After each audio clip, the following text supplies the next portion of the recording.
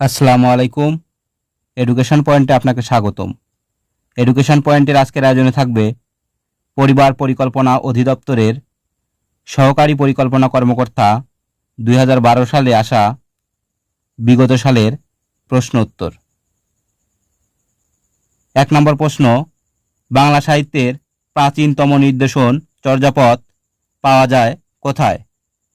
বাংলা সাহিত্যের প্রাচীনতম নিদর্শন চর্যাপদ এটি আবিষ্কার করেন হরপ্রসাদ শাস্ত্রী, যেটি 2007 সালে নেপালের রাজদরবার থেকে আবিষ্কার করা হয়।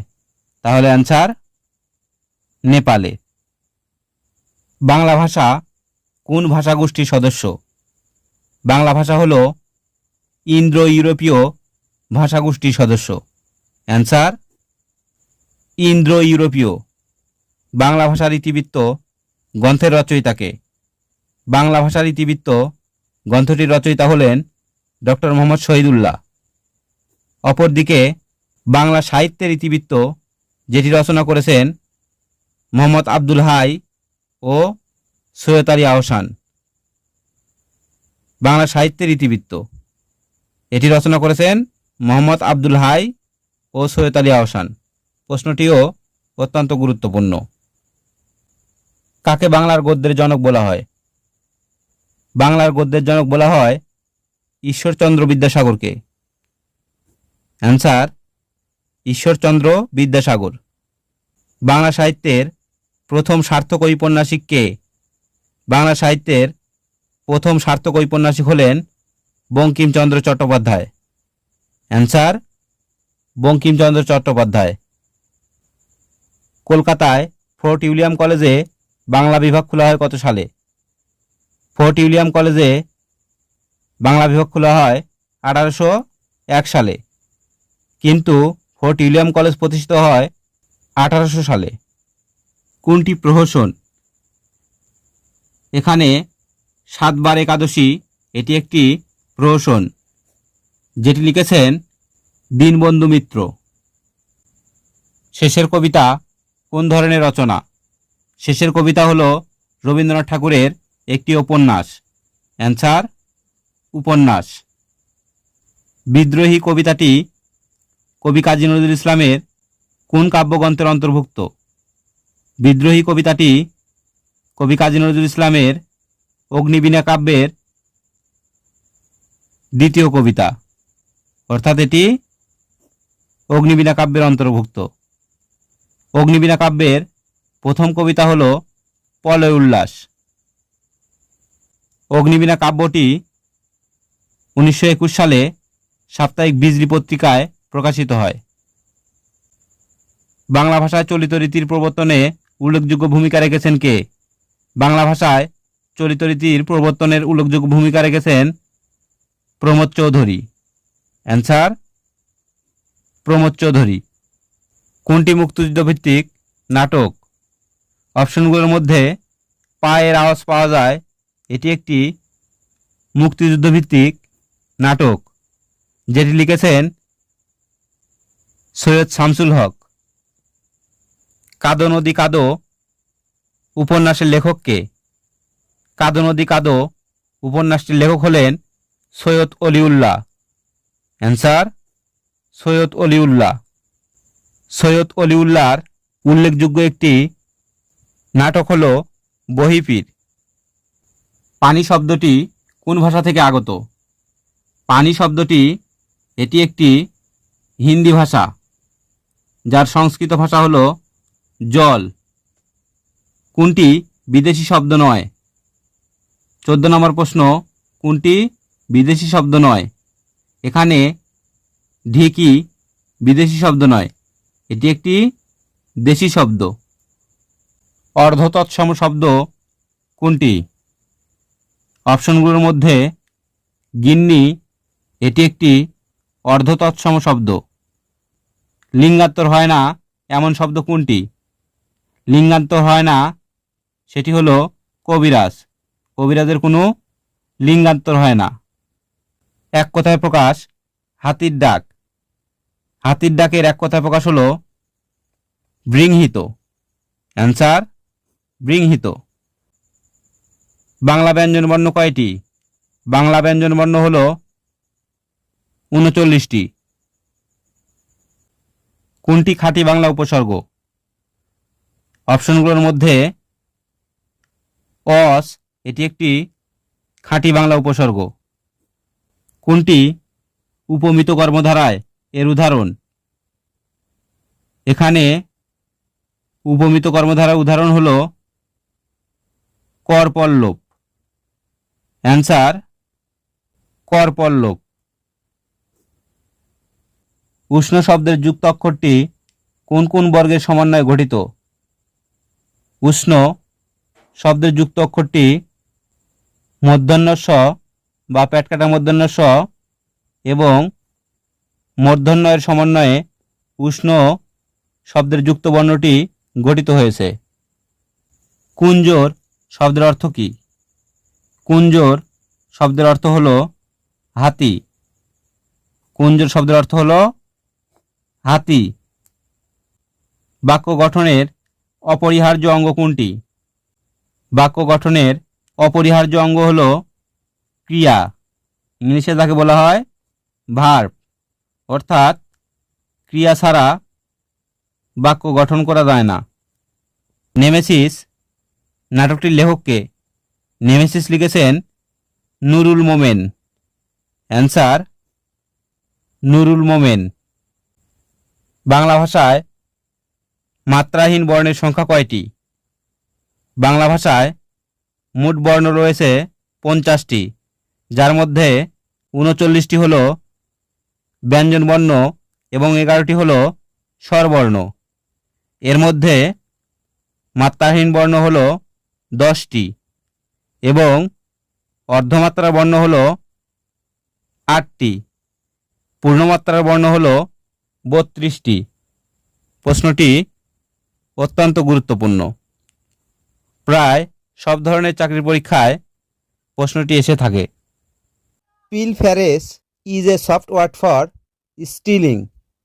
পিলফেরেসের অর্থ হল ছোটোখাটো চুরি বা সিসকেচোর। স্টিলিং এর অর্থ হল চুরি। I called for his explanation.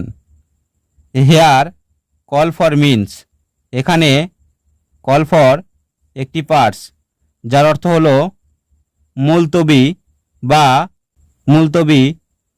বা দাবি, অর্থাৎ ডিমান্ড। Answer demand. কিউট শব্দের অর্থ কী? কিউট শব্দের অর্থ হল নিখুঁত। এর সমার্থক শব্দ হল অ্যাকুরেট। অ্যাকুরেট শব্দের অর্থ হল নিখুঁত। What is the noun form of stupid? Stupid এর নাউন ফর্ম হল stupidity. Answer stupidity. Genocide is genocide অর্থ গণহত্যা। এটি একটি noun. Answer noun. The interrogative form of the sentence he is a great scholar. He is a great scholar এটির interrogative sentence হলো is আগে আসবে এবং এরপরে প্রোনাউন বসবে, তারপরে বসবে নট। তাহলে অপশনগুলো দেখলে বোঝা যায় is he not a great scholar? Answer খ। এ রেড লেটার ডে শব্দটির অর্থ কী? এ রেড লেটার ডে শব্দটির অর্থ হল a memorable day. Answer a memorable day. 35 নম্বর প্রশ্ন, fill in the gap, learn the poem by heart. কবিতাটি মুখস্থ করা। এখানে বাই হার্ট এর অর্থ হল মুখস্থ করা। At a স্ট্যাচ।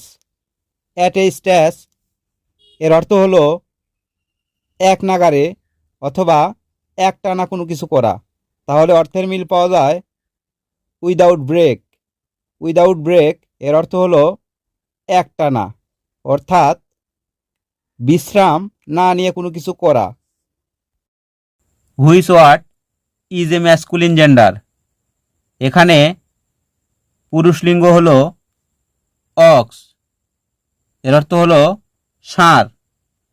Which word is a feminine gender? এখানে স্ত্রীলিঙ্গ হলো নান। নান অর্থ হলো সন্ন্যাসিনী। এর পুরুষ লিঙ্গ হলো মোনাক। যার অর্থ সন্ন্যাসী। Which one is a singular number? অপশনগুলোর মধ্যে ফেনোমেনা এটি একটি প্লুরাল নাম্বার, যার সিঙ্গুলার নাম্বার হবে ফেনোমেনান। ওয়াসেস এটি একটি প্লুরাল নাম্বার, যার সিঙ্গুলার নাম্বার হবে অসিস। অপরদিকে অপশন খতে রয়েছে ক্রাইটেরিয়ন। এখানে ক্রাইটেরিয়ন একটি সিঙ্গুলার নাম্বার, এর প্লুরাল নাম্বার হবে ক্রাইটেরিয়া। আমরা একটু কৌশলে মনে রাখতে পারি, যে সকল ওয়ার্ডের শেষে এ থাকে সেটিকে আমরা প্লুরাল বলতে পারি। অপরদিকে যে সকল নাউনের শেষে ওএন থাকে সেটি হলো singular number. Which one is a plural number? এখানে অপশনগুলোর মধ্যে প্লুরাল নাম্বার হলো অক্সেন। অক্সেনের সিঙ্গুলার নাম্বার হলো অক্স। অ্যান্সার অপশন খ। এখানে স্কুল, লিভ, ম্যাথমেটিক্স এগুলো সব সিঙ্গুলার নাম্বার। ম্যাথমেটিক্স এর শেষে এস থাকা সত্ত্বেও এটি সিঙ্গুলার নাম্বার, কেননা এটি একটি সাবজেক্টের নাম। What is the passive voice of who did this? এখানে হু দ্বারা ভয়েস করতে বলা হলে হু এর পরিবর্তে বাই হুম বসে। তাহলে আমরা অপশন খ এবং অপশন ঘকে আগেই কেটে দেব। তাহলে থাকবে অপশন ক এবং অপশন গ। দেখেন অপশন গতে হ্যাশ রয়েছে। আমাদের সেন্টেন্সটি যদি পারফেক্ট টেন্স হয় তাহলে হ্যাভ হ্যাজ হ্যাড আসতে পারে। আমাদের সেন্টেন্সটি হলো পাস্ট ইনডিফিনিট টেন্স, তাহলে এখানে আসবে was this done. Answer option ক। What is the active voice of the gate was open by peon?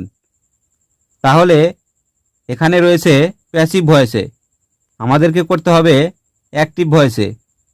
Active ভয়েসের নিয়ম অনুসারে অবজেক্টটি হবে সাবজেক্ট, তাহলে দি পিওন এটি আসবে আগে এবং এটি টেন্স অনুসারে রয়েছে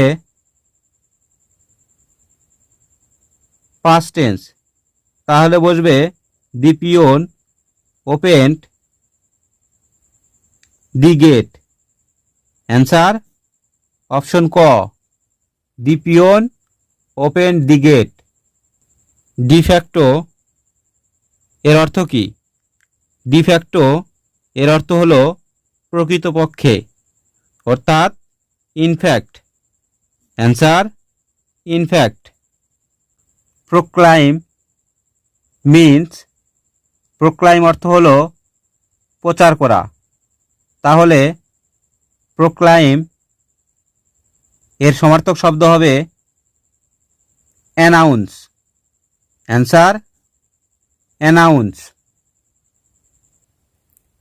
দি ওয়ার্ড সিম্পেথিস, সিম্পেথিস অর্থ হলো মহানুভূতি দেখানো, তাহলে মহানুভূতি দেখানো এটি একটি ভার্ব। এর নাউন হবে sympathy. The first tight over. Tight over means বিপদ অতিক্রম করা। তাহলে অপশনগুলোর মধ্যে অপশন ক ওভারকাম এর অর্থ হলো বিপদ অতিক্রম করা। Answer overcome. Posterity means posterity এর অর্থ হলো পরবর্তী প্রজন্ম, অর্থাৎ নেক্সট জেনারেশন। এখানে নেক্সট জেনারেশন নেই, কিন্তু রয়েছে লেটার জেনারেশন, অর্থাৎ পরবর্তী প্রজন্ম। Which one is present continuous tense. আমরা জানি প্রেজেন্ট কন্টিনিউয়াস টেন্স হলে এম ইজ আর থাকবে এবং ভার্বের সাথে আইএনজি থাকবে। তাহলে অ্যান্সার খ আই অ্যাম রিডিং, এটি সঠিক answer. Which one is correct. 50 নম্বর প্রশ্ন, এখানে কারেক্ট অ্যান্সার হলো ইট ইজ 10:15, অর্থাৎ এখন 10টা বেজে 15 মিনিট বা 10:15 বাজে। অ্যান্সার ক।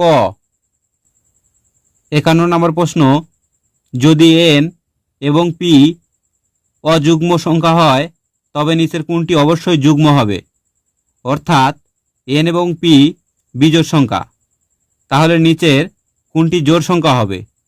আমরা জানি বিজোড় সংখ্যা যোগ করলে সেটি জোড় সংখ্যা হয়, অর্থাৎ যুগ্ম সংখ্যা হয়। তাহলে অ্যান্সার হবে অপশন ক। দুটি ধনাত্মক সংখ্যার পার্থক্য 6 এবং এদের বর্গের পার্থক্য 108, সংখ্যা দুটির যোগফল কত হবে। দেখেন অঙ্কটি এক্স ওয়াই ধরে করা যায়, কিন্তু এক্স ওয়াই ধরে করলে অঙ্কটি অনেক বড় হয়ে যায়। আমরা যেহেতু এমসিকিউ এর অ্যান্সার করব, তাহলে আমরা একটু শর্টকাটে মনে রাখি, যেহেতু দুটি সংখ্যার পার্থক্য 6, তাহলে একটি সংখ্যা যদি 6 হয় তাহলে অপর সংখ্যা হবে 12। 12-র ভিতর থেকে 6 বাদ দিলে 6 থাকবে, অর্থাৎ পার্থক্য 6।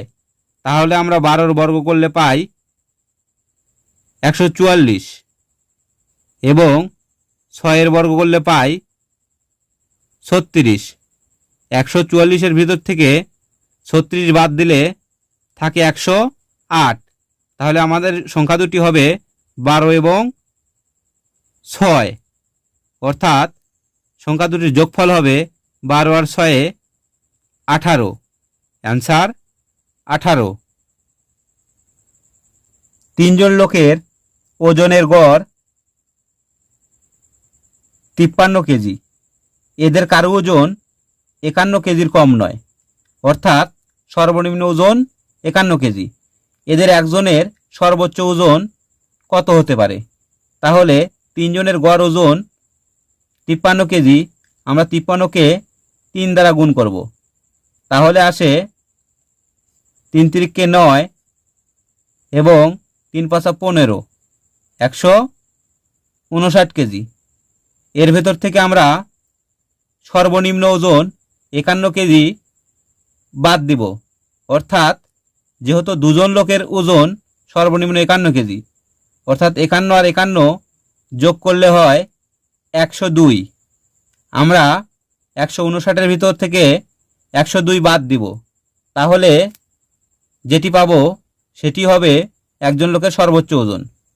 তাহলে 159 মাইনাস 102, তাহলে মাইনাস করলে আসে 2 আছে কত হলে 9 পাবো।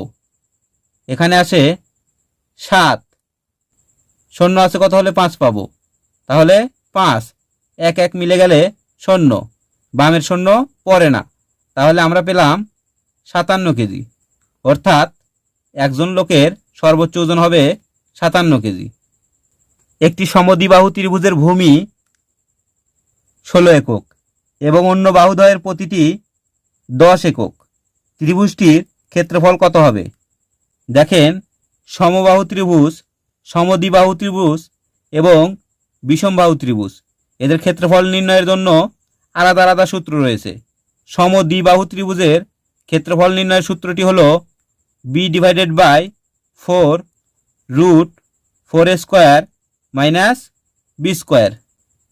এখানে b হলো যেটি ভিন্ন থাকবে, অর্থাৎ এখানে 16 হচ্ছে b এর মান। 16/4 √4 ফার্স্ট ব্র্যাকেট 10 উপর স্কোয়ার মাইনাস 16 উপর স্কোয়ার। 10 উপর স্কোয়ার করলে আসে 100, 100 4 দ্বারা গুণ করলে আসে 400। 16 উপর স্কোয়ার এর অর্থ হলো 256। তাহলে 400-র ভিতর থেকে 256 বাদ দিলে থাকে 144। 144কে রুট করলে আসে 12 এবং সামনের 4, 12 4 দ্বারা গুণ করলে হয় 4 12 48। তাহলে অ্যান্সার হবে 48 বর্গ একক। অ্যান্সার 48 বর্গ একক। 55 নম্বর প্রশ্ন, 0.2 ইন্টু 0.002 ইন্টু 0.25 এগুলো গুণ করলে কত আসে? আমরা প্রথমে সংখ্যাগুলো গুণ করে নিব। 25 দুগুণ 50, 50 দুগুণ 100। তাহলে আমরা প্রথমে 100 লিখে নিব। এরপরে আমরা দেখব পয়েন্টের পরে এখানে আছে 2 ঘর, এখানে রয়েছে 1 2 3, তাহলে 2 আর 3 5 ঘর, এখানে রয়েছে একটি, তাহলে 5 আর 1 6 ঘর। তাহলে আমরা 100 সামনে এবং পিছনে এটি দ্বারা 6 ঘর পূরণ করব। 1 2 3 4 5 6, এর পূর্বে আমরা পয়েন্ট বসিয়ে শূন্য বসাবো। তাহলে এখানে অ্যান্সার আসবে 0.0001। অপশনগুলোর মধ্যে রয়েছে 0.0001, অপশন ঘ। একটি ত্রিভুজের 3টি বাহুর দৈর্ঘ্য x+9 এবং অপর বাহুর দৈর্ঘ্য 2x+1 এবং আরও একটি বাহুর দৈর্ঘ্য 2 × 2x-1 মিটার। ত্রিভুজটির পরিসীমা 29 মিটার হলে ক্ষুদ্রতম বাহুটির দৈর্ঘ্য কত? আমরা জানি পরিসীমা হলো 3টি বাহুর সমষ্টি। তাহলে আমরা x+9, 2x+1 এবং 2 × 2x-1 এই সবগুলো যোগ করব। যোগ করে সমান লিখব 29। এখান থেকে x এর মানটি বের করতে হবে। তাহলে আমরা সঠিক অ্যান্সারটি পেয়ে যাব। এখানে সঠিক অ্যান্সার হলো 7।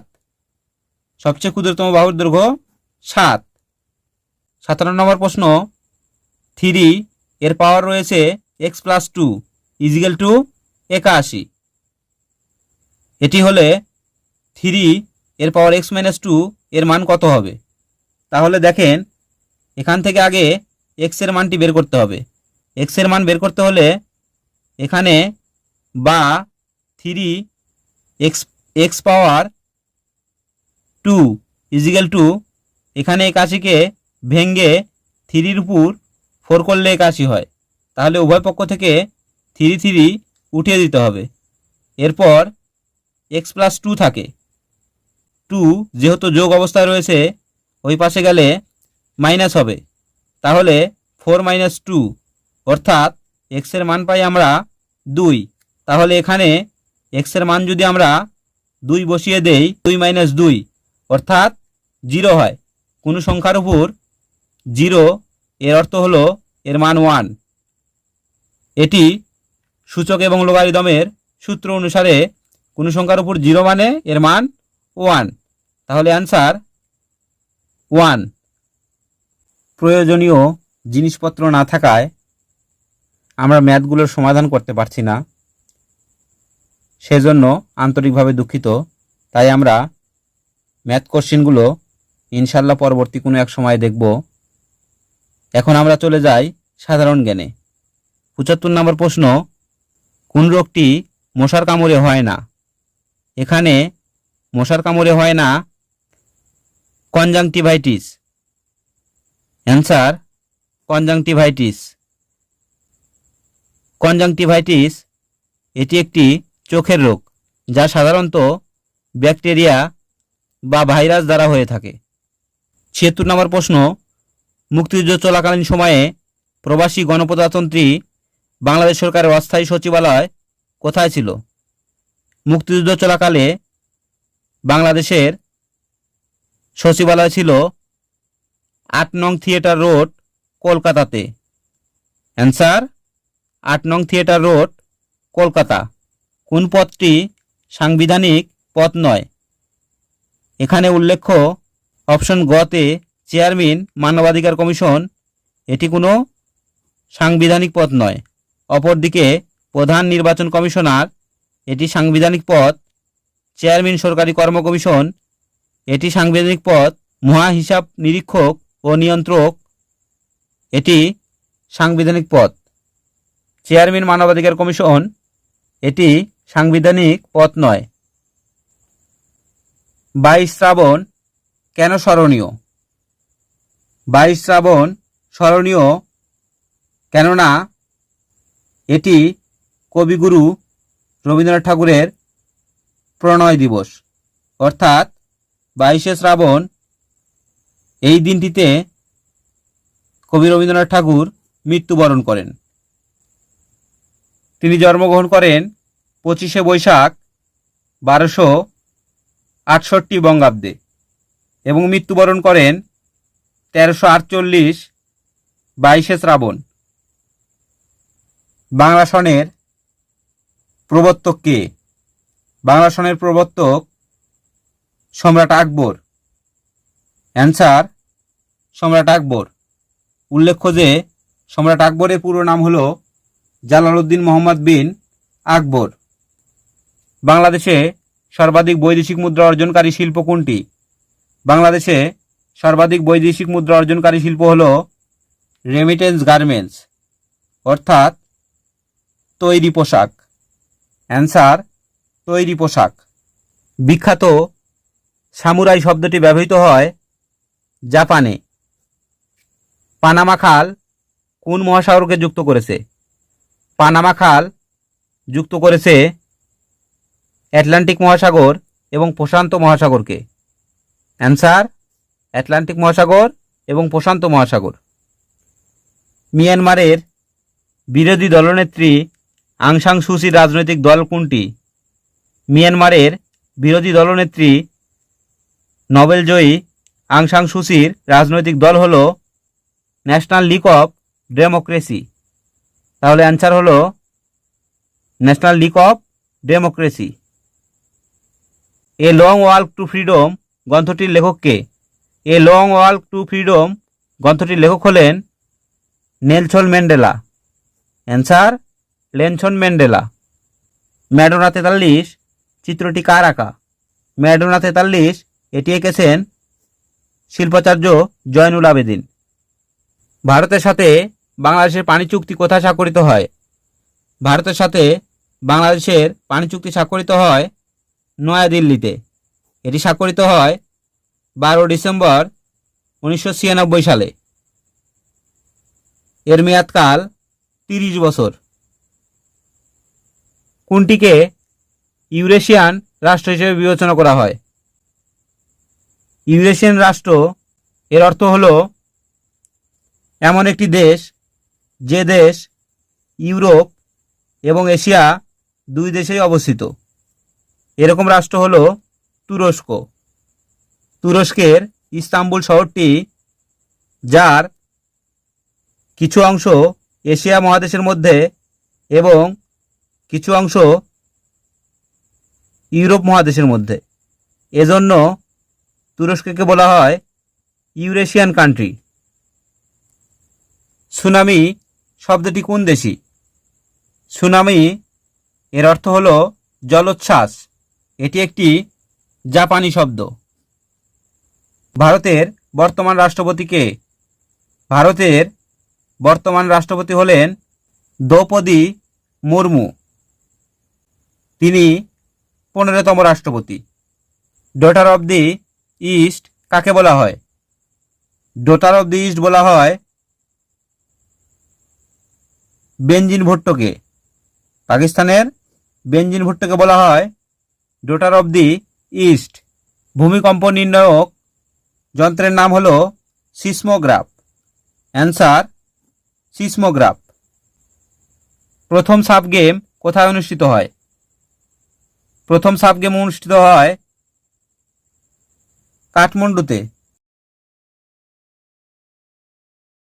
কোন দেশে লুভর মিউজিয়াম অবস্থিত? লুভর মিউজিয়াম অবস্থিত ফ্রান্সের প্যারিসে। Answer France. আজকের শেষ প্রশ্ন, কিয়োটো চুক্তির গুরুত্বের বিষয় কী ছিল? কিয়োটো চুক্তির গুরুত্বের বিষয় ছিল বৈশ্বিক উষ্ণতা কমানো বা হ্রাস করা। অ্যান্সার ঘ। আজ এ পর্যন্তই। আশা করি সম্পূর্ণ ভিডিওটি দেখলে ইনশাআল্লাহ উপকৃত হবেন। সবাই ভালো থাকবেন, সুস্থ থাকবেন। আসসালামু আলাইকুম।